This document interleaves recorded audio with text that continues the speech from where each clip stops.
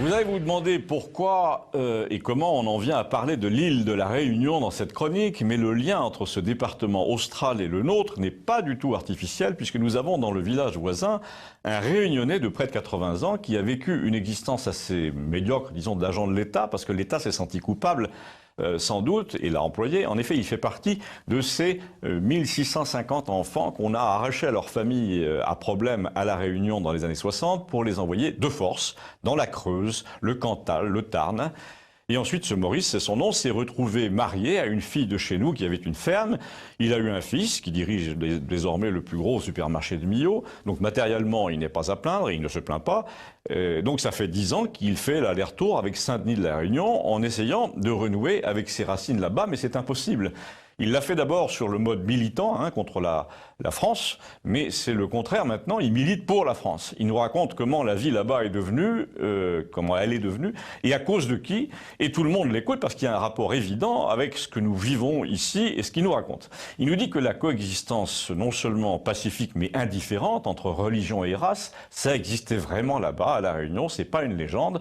Comme dans la guerre des étoiles, nous a-t-il dit, quand on voit passer dans l'arrière-plan des gens qui ressemblent à des sauterelles, à des éléphants bipèdes, à des yétis, dans le film, tout le monde s'en fout.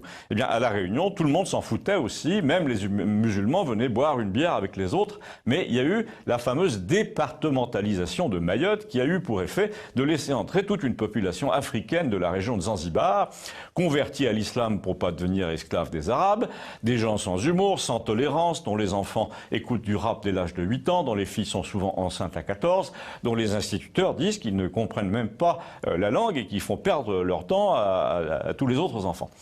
Cela représente une menace quotidienne, permanente pour la quiétude réunionnaise, qui est traversée désormais de gens qui campent devant le bâtiment des assurances sociales. Et mon brave Maurice nous raconte tranquillement au bar qu'il veut pas de ça pour la France tout entière, pour sa région ici, parce qu'il a vu ce que ça donnait là-bas en éprouvette. Et qu'est-ce que ça donne? Quand on lui pose la question, il s'excuse de donner une comparaison alimentaire. Il a passé la moitié de sa vie dans l'administration du contrôle sanitaire de l'élevage et des produits laitiers pour le compte du département. Alors il nous dit, quand il y a des lots contaminés, on évite que ça s'étende. Mais l'administration nous a montré pendant les années Mitterrand qu'elle est capable, au contraire, avec perversité, de mélanger de force le sang contaminé et celui des donneurs sains. Il nous a dit, à l'époque comme maintenant, la philosophie était toujours la même, on ne va pas discriminer entre population à problème, en l'occurrence carcérale, et population normale. Le sang est le même pour tous. Du coup, on contamine tous les lots, on transfuse, on fait mourir des gens qui n'avaient rien demandé. Eh bien, la population séculaire de la Réunion n'avait rien demandé non plus. Depuis 20 ans, on la transfuse. À présent, c'est l'épidémie, décidée par des responsables pas coupables. Mais si, désolé, dit-il, moi je dis que c'est responsable et coupable et qu'il faudrait traduire en justice, même 30 ans après, les gens qui ont fait de Mayotte un département, ceux qui ferment les yeux sur le fait que c'est un département passoire, qui laisse entrer n'importe qui à La Réunion, qui subventionne les nouveaux arrivants pour qu'ils finissent par faire disparaître toute trace de civilisation française sur l'île.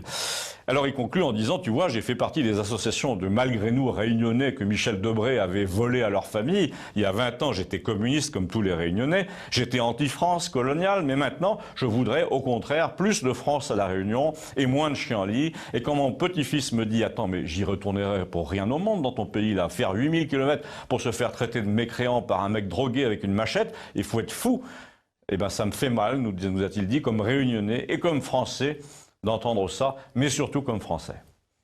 Comme quoi, même dans un bar de campagne, on peut avoir des informations de première main sur la vie tropicale.